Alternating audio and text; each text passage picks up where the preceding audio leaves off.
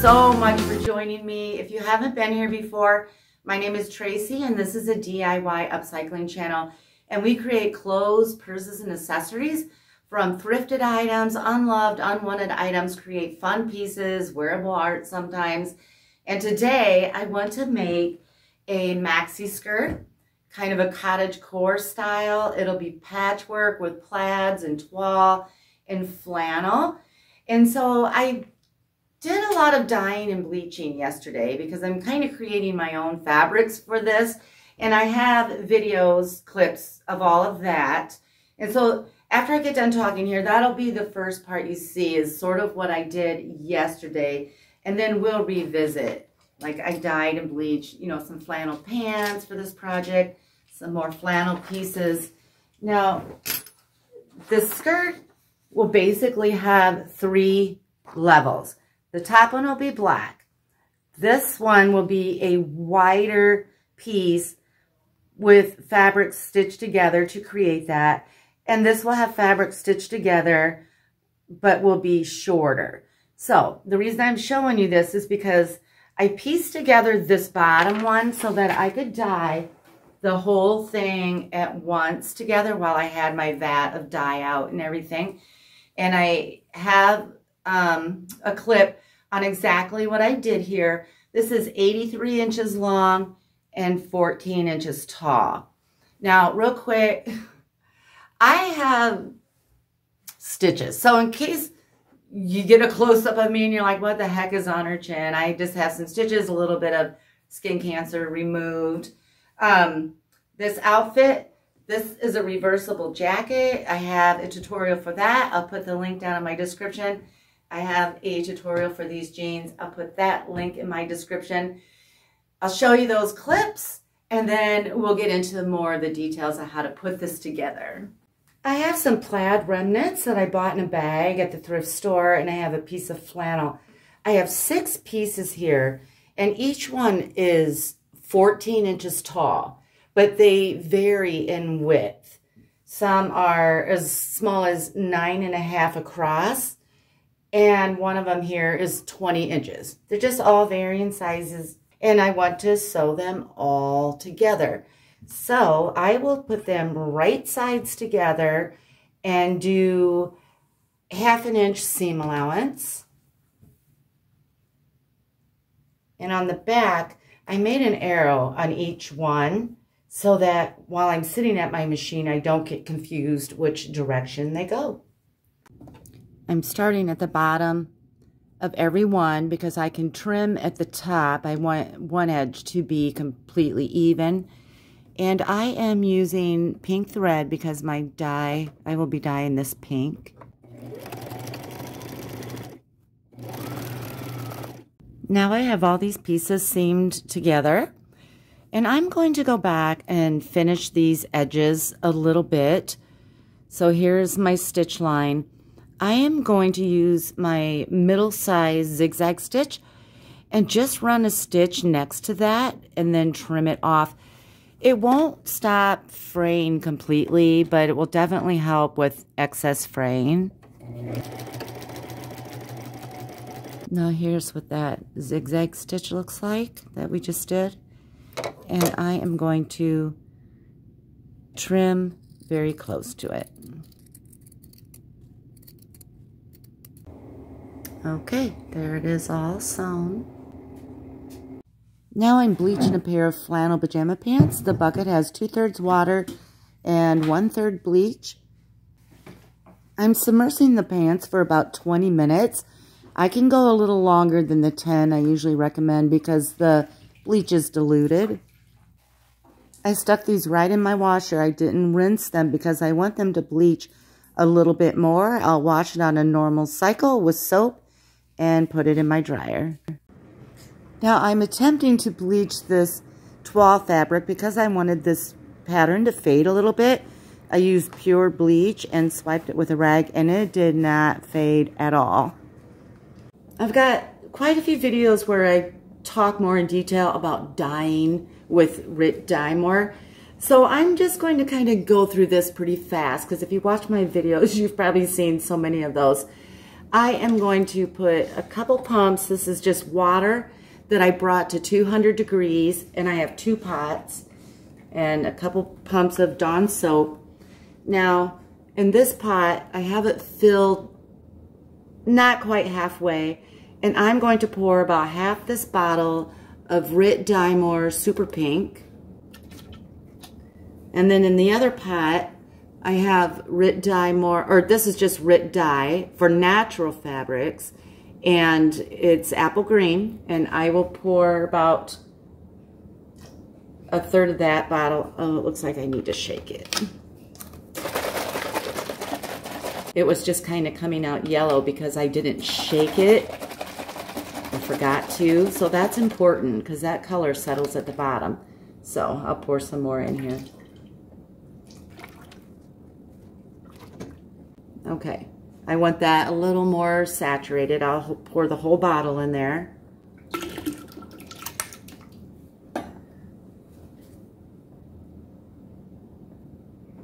That's pretty good. I might pour just a dab more in there.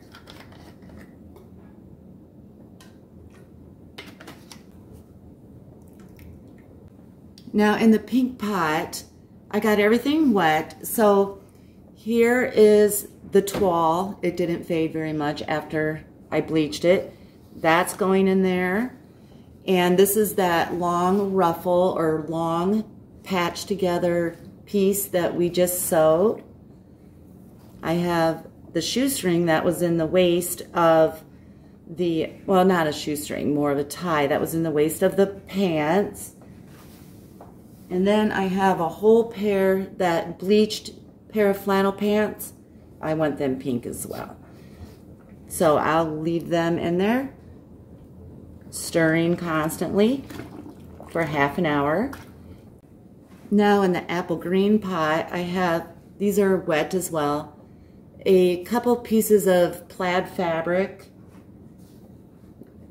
a piece about the top portion of flannel pajama pants, and then just another, I think these were a pair of pajama pants too. I want those more of an apple green.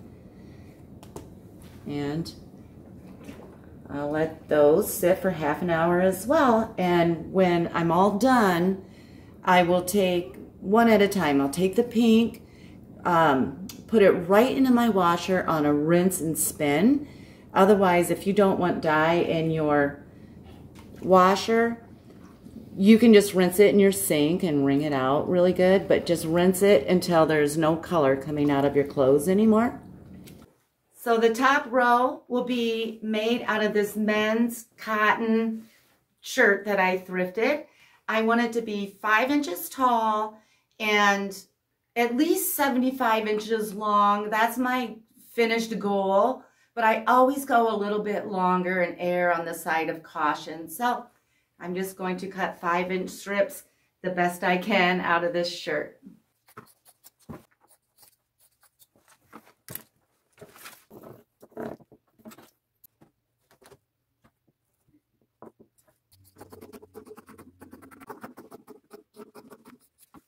Okay, I got 2 long pieces out of the bottom of that shirt, and I am going to put them right sides together and sew them and finish the edge just like I did that bottom piece that we put together. All sewn. Now I'm pressing that seam that we made. That's all. Pretty simple, right? Now I'm going to put this aside and work on that taller middle section. Okay, so I cut out and prepped that middle section, and it is 19.5 inches tall. All of these are, but they all are different widths, and yours will be different too, because you're just kind of working with what you have. Now this is the bleached and dyed pajama pants, so it's a leg. So they're all 19.5 inches tall, and this one's 18 inches wide. This, I have it all written down. This one is 13 inches wide, and this is the order I'll sew them as well. This one is 9.5. Now this is just a piece of flannel, a flannel shirt that I haven't done anything to. It's already sort of pink. It's 11.5. The biggest piece of that dyed toile, 20.5 inches across. And then one piece of green here that, these were pajama pants, dyed that apple green, and it is 9 inches across. And now I'm going to sew these together just like I did that bottom tier. 1/2 inch seam allowance, zigzag stitch, trim it. All my seams will be done that way.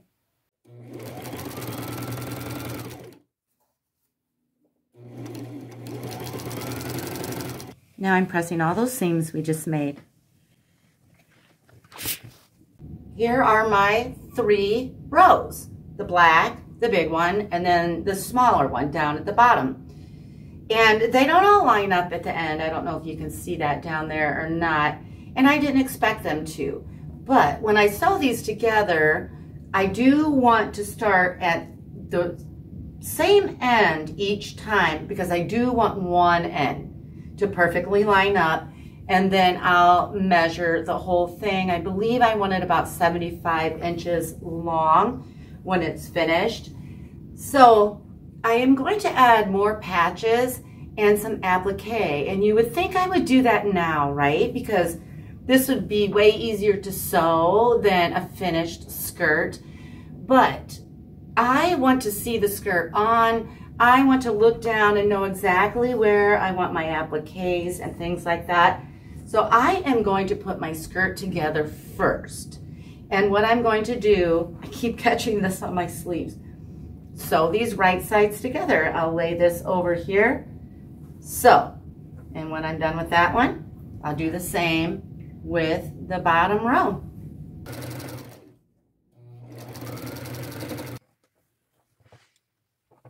Okay, all sewn together. Now, I want to measure 75 inches, and this is my clean edge, and I cannot find my measuring tape, so I'm going to have to use my yardstick, and I'm measuring down 75 inches, and I made a white mark here with tailor's chalk at my 75 inch, and I have this nice and lined up with the edge of my table, so at this point, I can just fold this at my mark and just keep it lined up with the table. And I'm going to press a crease right there and then cut it.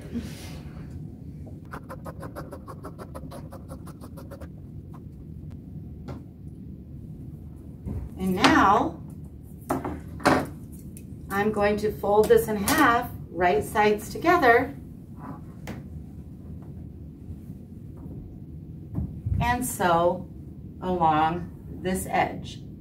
Now this is what we have. Now what about the waistband?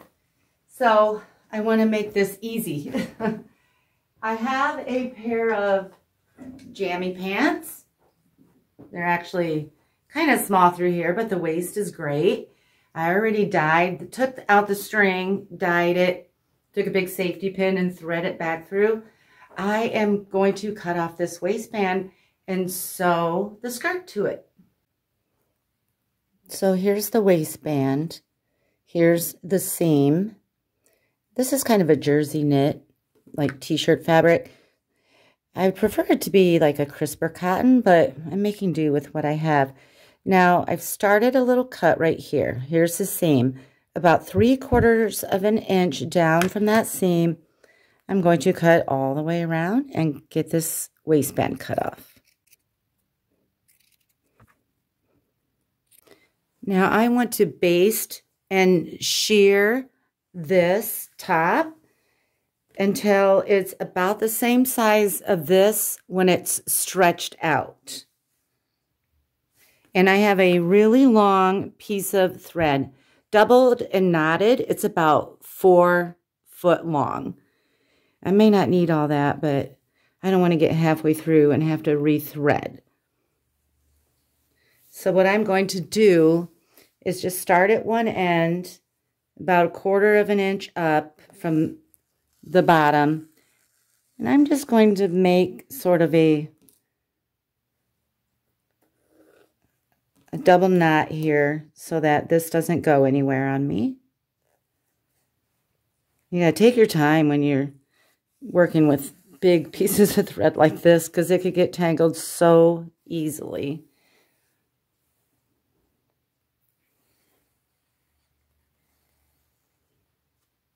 Okay, now that one end is secure, I'm just going to pull this top part sort of over top, and I'm going to baste. I'm going to make stitches. I'm probably going to go about 3/4 of an inch stitches. Now, some machines have big enough stitches where you can baste on your machine. Mine does not, so I have to hand do this. And I will just go all the way around.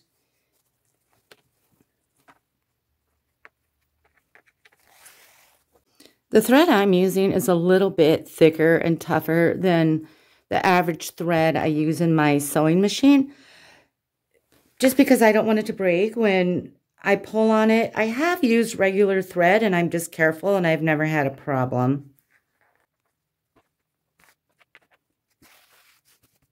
I want to sew this waistband right sides together. So I want to lay this basically on top of this black band and sew the edges together right here.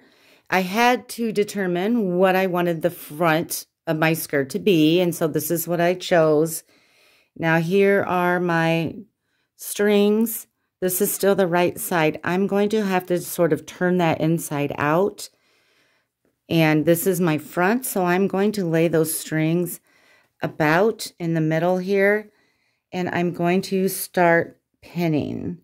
Now I want this band to be straight. I'm not going to pleat that, or this will be too small for me. And then once I have that pinned, I'm going to the side, pinning that, and then the opposite side. Now I'm just going to take my time and pin the rest of this on. I know black can be really hard to see what I'm doing on camera. So I'll sew down. I'm trying to get it so you can see. I know that's really hard. 1/4 of an inch down from that serged edge. And then I'll run a zigzag stitch just like I did all my other seams alongside of that. And then I will trim.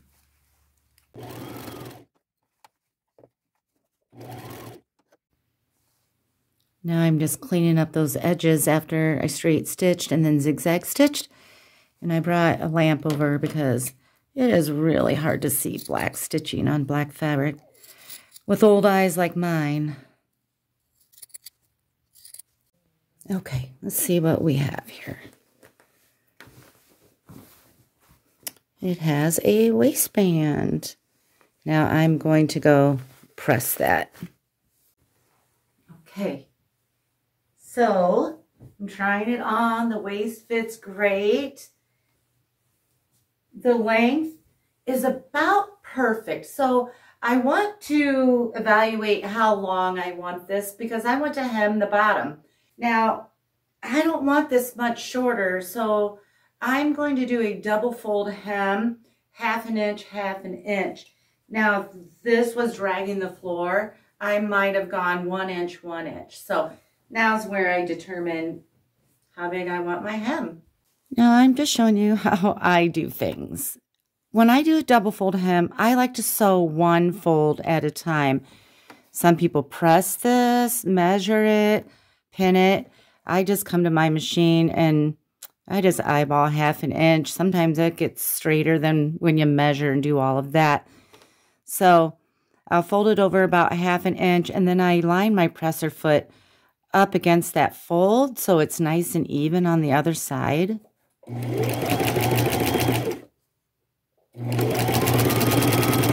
Now I have the first one all sewn. Now I'm going back, folding it over 1/2 inch and doing the exact same thing.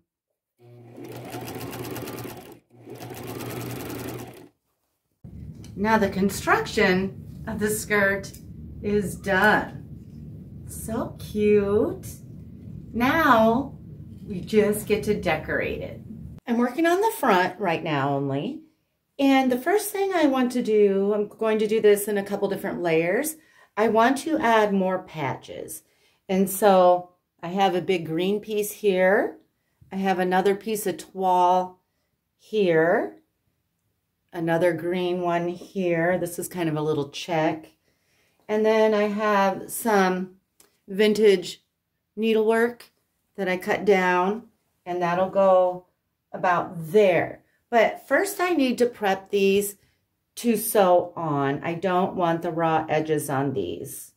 All I'm doing here is just turning it to the back side, and I'm pressing these over about 1/2 inch just so that the edges are clean. Now I'm pinning the patches down where I want them. I have an old cutting mat in between the two layers of skirt to make it easy to pin. And I think I'm going to hold off on this one for now. I can always add it later, but I want to do a kitty here and some flowers, so I'll wait and see if that fits in somewhere better. Okay, so the front really is just these 3 patches that I did for now, and I want to sew them on, and I'm going to use a zigzag stitch, and I'll probably match the thread to the actual patch that I'm sewing. And I'm just staying close to the edges.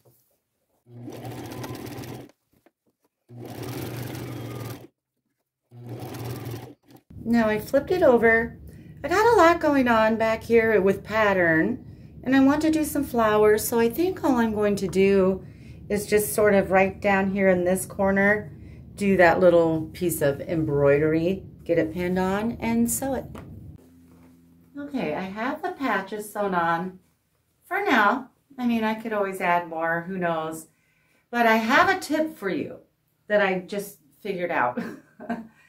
So when you decide your final placement for your patches, hold your skirt up, let it drape, maybe hold it against you, look in the mirror, because some of the patches that I thought I was sewing on front actually ended up on the side. So when it's laying out on the table like this, on both sides flared out, those actually end up on the side. So my flowers and my kitty, I'm going to do that. Look in the mirror and make sure I'm putting them where I want them.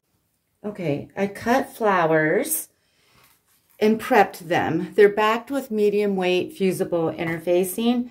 And I'm going to do the kitty with you with the interfacing in case you haven't used it before. We'll just go over that quick. But if you want less fraying, the interfacing, well, as I'm pulling a string off, it helps reduce the fraying around the edges. And so this one I wanted a little more clean. Now the kitty I got on Etsy. I'm going to try to find the link for you because it's a great shop. She has, this comes by the yard basically, and it has a lot of kitties on there for us to cut out for our own appliques. It's really nice. And you can get just about any sort of, you know, image you want. So I'm going to narrow down this fabric so I don't have to use so much interfacing. So I buy this in large rolls, but you can get them in smaller packages as well. Now this is kind of fabric-y on one side, and on the other side it's kind of bumpy, and those are glue dots, and that's what adheres to your image. So I'm just going to lay this down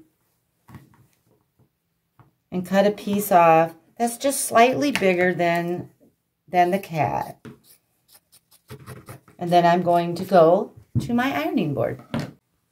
Okay, so the interfacing I have laying on my ironing board, and the bumpy side is up.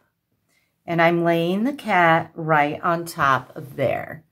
And then I'm going to take a tea towel, because this is sticky. I don't want it to get on my iron. I am going to cover up the kitty. And then with my iron on its hottest setting and no steam, I am going to go over every spot of that applique, hold it down for 15 seconds, and then when that's done, I'll pick it up and move it over. I won't iron it like that.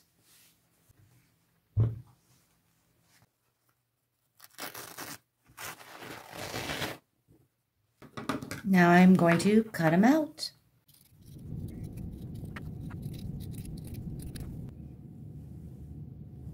So I do know I want him on the front and about right here.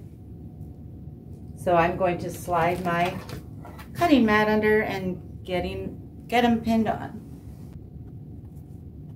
Now I will sew him with a small zigzag stitch and a gray thread.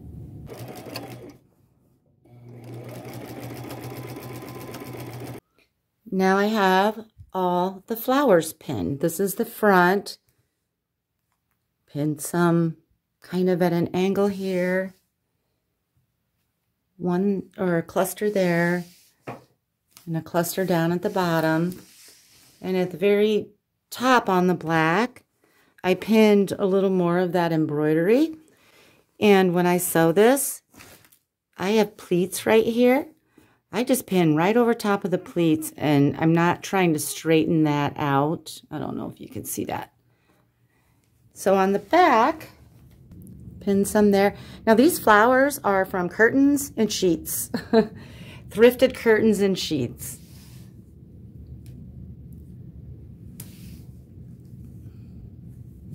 And I have one way over here. And I'm going to sew these with a goldish mustard colored thread, and then I'll put this on and show you how it turned out.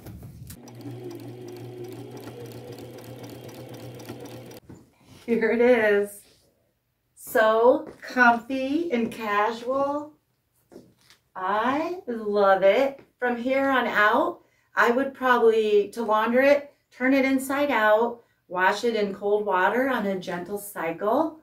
I am going to bring it in a little closer so you can see more of the details, and I thank you so much for watching.